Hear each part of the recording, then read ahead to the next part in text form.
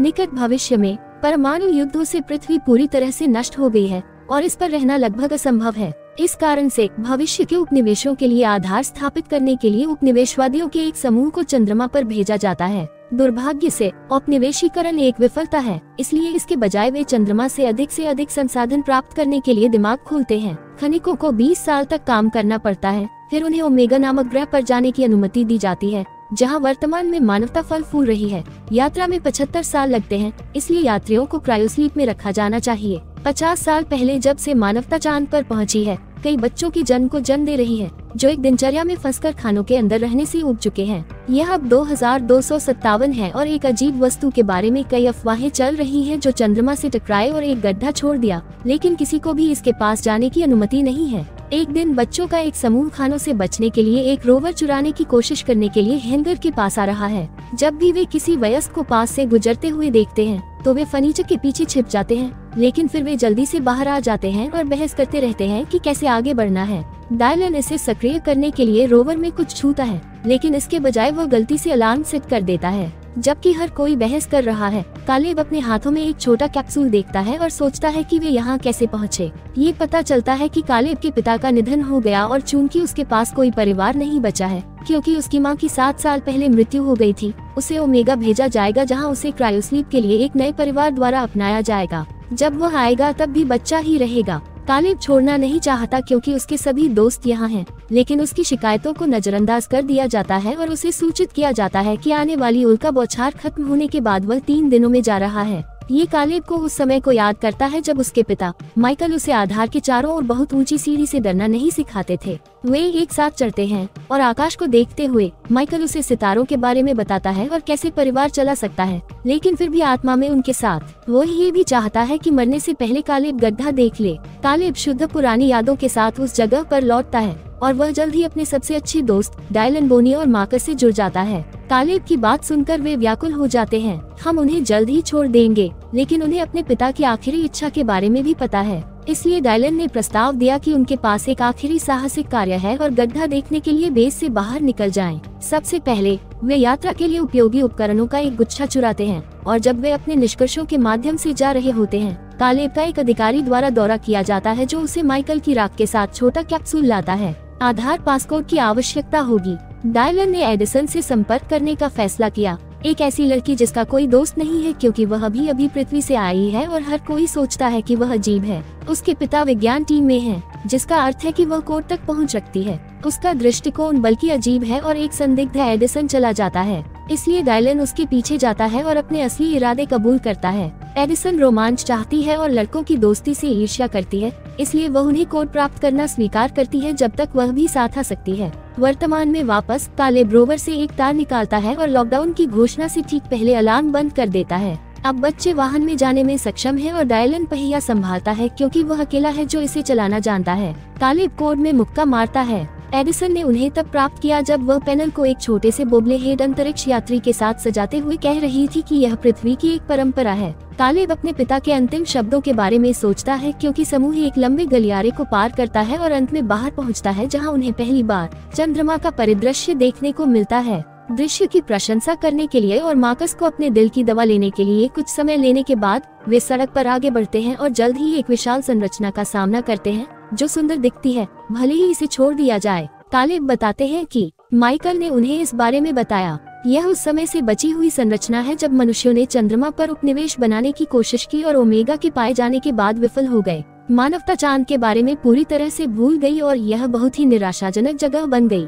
Edison कोई बड़ी बात नहीं देखता है क्योंकि यह केवल 20 साल है और फिर आप जाने के लिए तैयार हो जाते हैं, लेकिन वह एक उच्च पद की बेटी है और स्थिति की सच्चाई नहीं जानती। बाद में आने या बीमार होने जैसी कोई भी छोटी सी गलती उनके अनुबंध में और अधिक समय जोड़ देगी, और यदि किसी की 20 वर्ष की आयु पूरी होने से पहले ही मृत्यु हो जाती है तो उसके निकट संबंधी को अपने शेष वर्ष अपनों के साथ करने चाहिए। यहाँ काम करने वाले परिवारों को हमेशा के लिए रखने के लिए ये सब एक जाल है। एडिसन अपनी अशिष्टता के लिए माफी मांगती है और पृथ्वी के बारे में कहानियों को साझा करके इसे बेहतर बनाती है। लोगों को पेड़ों, नीले आकाश और समुद्र जैसी चीजों के बारे में बताती है। कुछ देर ड्राइव करने के बाद वे रोवर को रोकते हैं और सूट पहनकर टहलने जाते हैं। चूंकि एडिसन एक बेहतर स्थिति से आती है, उसके पास एक बेहतर सूट है और लड़के ये देखकर चौंक जाते हैं कि वह कितनी सुंदर दिखती है। वे वाहन से बाहर निकलते हैं और तुरंत गुरुत्वाकर्षण के साथ खिलवाड़ करना शुरू कर देते हैं। जिस तरह से वे अतिरिक्त ऊंची छलांग लगा सकते हैं उसका आनंद लेते हैं। वे भी पहली बार पृथ्वी को देखते हैं और वे हैरान हैं कि यह कितनी नीली दिखती है। पृथ्वी देखकर एडिसन को लड़कों को बेसबॉल के बारे में सिखाने के लिए प्रेरित करता है। वे नियमित उपकरणों को बदलने के लिए पत्थरों और छड़ियों का उपयोग करते हैं, लेकिन जब चट्टान पर चोट लगती है तो ये गुरुत्वाकर्षण के कारण बहुत दूर उड़ जाती है। लड़के ठिकानों से भागने की अवधारणा को नहीं समझते हैं और निराश हैं। एडिसन अकेले अपने पुराने घर के बारे में उदासीन महसूस करने का फैसला करती है। वो ऊपर पहुंचती है जैसे वह लगभग आंसुओं में पृथ्वी को अपने हाथ में पकड़ सकती है। अचानक वह एक शोर सुनती है और खोजने के लिए मुड़ती है। लड़के उड़ने के लिए एक ऑक्सीजन टैंक का उपयोग कर रहे हैं, ये सुनिश्चित करते हुए कि वे एक केबल के साथ रोवर से बंधे हैं, जबकि गुरुत्वाकर्षण और टैंक निष्कासन का संयोजन उन्हें ऊपर धकेलता है। एडिसन को लगता है कि यह एक खतरनाक विचार है जो ऑक्सीजन को बर्बाद करता है, लेकिन डायलन ने उसे काय कहकर इसमें शामिल होने के लिए मना लिया। जल्द ही हर कोई एक साथ खेल रहा है, ये देखने के लिए कि कौन कुछ मिनटों के लिए ऊपर जा सकता है। ये सब अच्छा और मजेदार है, लेकिन जब बानी की बारी आती है तो उसकी केबल टूट जाती है और वह बिना नियंत्रण के इधर उधर तैरने लगता है। बच्चे अपने दोस्त की मदद करने के इरादे से अधिक ऑक्सीजन टैंक लेने के लिए दौड़ते हैं और साथ ही जाने के लिए उनका उपयोग करते हैं। वे वास्तव में प्रक्षेपवक्र को नियंत्रित नहीं कर सकते हैं, इसलिए इससे पहले कि वे एक दूसरे से टकराना शुरू करें, बहुत सारी फंकी तैर रही हैं। ये दुर्घटनाग्रस्त होने से उन्हें एक दूसरे को पकड़ने और वापस जमीन पर गिरने के लिए पर्याप्त वजन डालने की अनुमति मिलती है। चूंकि उन्होंने बहुत अधिक ऑक्सीजन बर्बाद कर दी है, उन्हें यकीन नहीं है कि वे इसे अब क्रेटर तक बना सकते हैं, लेकिन कालेब बताते हैं कि वे पहली बस्ती से पुरानी चौकी पर और अधिक खोद सकते हैं। बानी को इस विचार से नफरत है क्योंकि उसने अपने भाई से ऐसी कहानियां सुनी है जिनमें कहा गया था कि चौकी भूतों से भरी है। डिलन उसे बाहर बुलाता है और कहता है बानी का भाई एक हारा हुआ व्यक्ति है। बदले में बानी डायलन के परिवार का अपमान करता है। यह एक लड़ाई को ट्रिगर करता है जिसे मार्कस रोकने की कोशिश करता है, फिर भी वह इसमें शामिल हो जाता है। इसके बजाय सभी चीख पुकार के बीच में कालेब चिल्लाता है और उन्हें याद दिलाता है कि यह उनके आखिरी दिनों को एक साथ बिताने का तरीका नहीं है।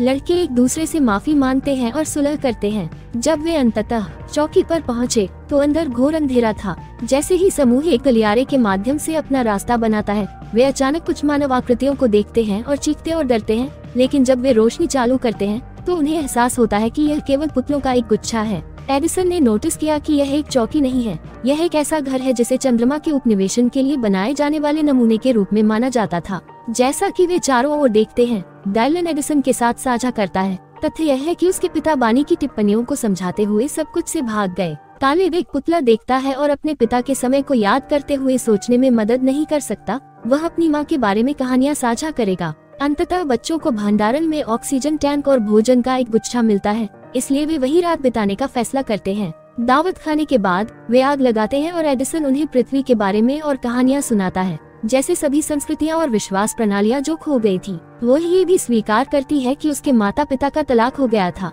उसकी माँ अपने भाई के साथ ओमेगा चली गई, इसलिए वे एडिसन में 75 साल तक क्रायोस्लीप में रहेंगे, अब अपने भाई से बात नहीं कर सकते। अचानक संगीत बजने लगता है जब बानी एक रहस्यमय बटन दबाता है और उन्हें पता चलता है कि घर एक मुख्य कंप्यूटर द्वारा नियंत्रित है। कालेब को एहसास कराना कि यह कितना अनुचित है। कला जैसी बहुत सी अच्छी चीजों को छोड़ दिया गया। क्रोधित सिस्टम के लिए नफरत उनके मूड पर हावी हो गया और अब बच्चे घर को नष्ट करना शुरू करने का फैसला करते हैं। ऐसा कुछ भी नहीं है जो वे अछूता छोड़ दें। मुख्य कंप्यूटर को छोड़कर हर वस्तु चकनाचूर हो जाती है। वे तकिया लड़ाई करने के लिए बिस्तर पर कूद जाते हैं और वे बिना परवाह किए घर के हर कमरे में दौड़ते हैं। बाद में जब ज्यादातर लड़के सो रहे होते हैं, एडिसन अभी भी जाग रहा होता है और कालेब उसके साथ जुड़ जाता है। वो साझा करता है कि डायलन उसका सबसे महत्वपूर्ण दोस्त है क्योंकि उसने अपना खाना तब साझा किया जब कालेब के पास कोई नहीं था। उसे इस बात की भी चिंता है कि डायलन के जाने के बाद उसका क्या होगा। कालेब एडिसन से वादा करता है कि वह डायलन की दोस्त होगी और उसका समर्थन करेगी।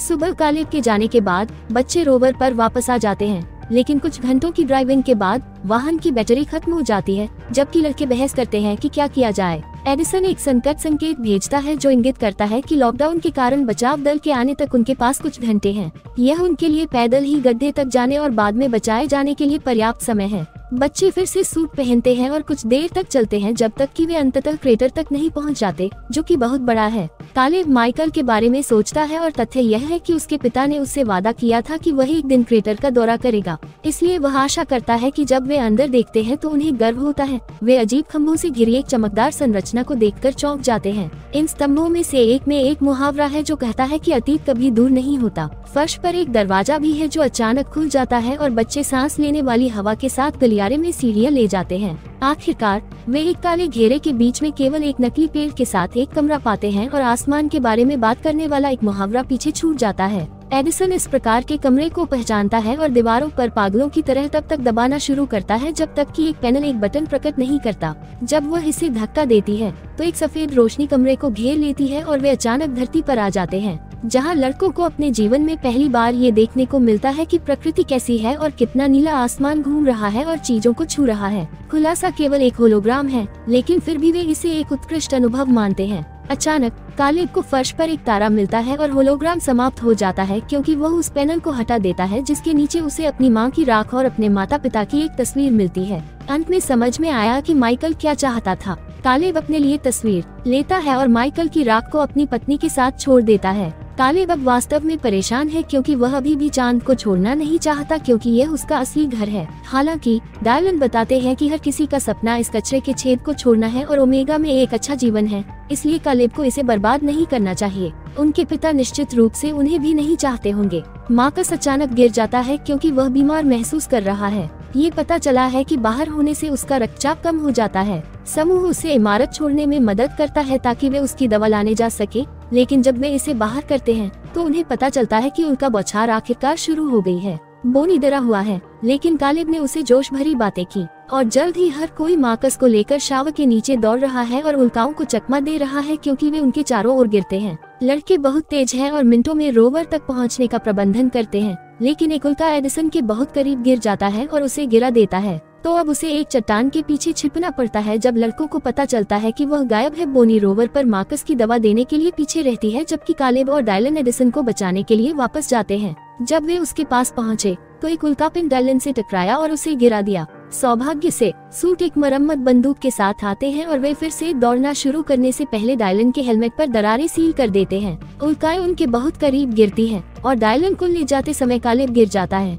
लेकिन एडिसन उसकी मदद करता है और वे रोवर तक सुरक्षित पहुंच जाते हैं। दुर्भाग्य से उन्हें पता चलता है कि खिड़की भी उल्कापिंड से टूट गई थी और अब उन्हें अपने सूट में छोड़ी गई थोड़ी ऑक्सीजन पर निर्भर रहना पड़ता है। उन्हें संदेह है कि उल्का बौछार के कारण कोई आएगा, इसलिए बच्चे ऑक्सीजन खत्म होने का इंतजार करते हुए सो जाते हैं, जिसका मतलब है कि वे कम से कम एक साथ मर जाएंगे। कुछ मिनट बाद डायलन जाग जाता है और वह और कालेब इस तथ्य के साथ शांति बनाते हैं कि हवा की कमी से बाहर निकलने से पहले कालेब जा रहा है। जैसे ही वह अपनी आंखें बंद करता है, वह कसम खाता है कि वह लोगों के आने की आवाज सुन सकता है। कुछ समय बाद कालेब जागता है और यह पता लगाने के लिए तबाह हो जाता है कि उसे अपने दोस्तों को अलविदा कहने का मौका दिए बिना ही ओमेगा भेज दिया गया है। अपने बैग में उसे एडिसन के बॉबलहेड में अपने माता पिता की तस्वीर मिलती है। एक नर्स उनके लिए एक डिजिटल खिलाड़ी भी लाती है क्योंकि पिछले 75 सालों के दौरान उनके दोस्त उन्हें संदेश भेजते रहे हैं। कालेब उन सभी को उनके जीवन के बारे में जानने के लिए सुनता है। मार्कस ने एक बेसबॉल टीम शुरू की और एडिसन ने नाबालिगों के अनुबंधों में सुधार के लिए हड़ताल शुरू की। उनके प्रयास सफल हुए और पैदा हुए। वे प्रमुख प्रशासक बने। डायलन और एडिसन ने आखिरकार शादी कर ली। उनके बच्चे थे और पोते भी थे। कालेब अपने दोस्तों की आवाजों को बदलते हुए सुनकर दुखी और खुश दोनों है क्योंकि वे उसके बिना बड़े हुए थे। वह ओमेगा पर एक नया जीवन शुरू करता है जहां एक पालक परिवार उसे जल्दी से अपना लेता है और उसे एक अच्छा जीवन प्रदान करता है। कालेब को अनुकूल होने और नए दोस्त बनाने में थोड़ा समय लगता है, लेकिन एक बार जब वह आगे बढ़ना सीख जाता है तो वह एडिसन के भाई की तलाश में चला जाता है। एक बार जब वह उसे ढूंढ लेता है तो वह उसे बोबलेहेड देता है और संदेश साझा करता है। उसे उस दिन चंद्रमा पर एक साथ किए गए साहसिक कार्य के बारे में बताता है। सब्सक्राइब करना न भूलें और नोटिफिकेशन चालू करें ताकि आप इस तरह के और वीडियो देख सकें। देखने के लिए धन्यवाद।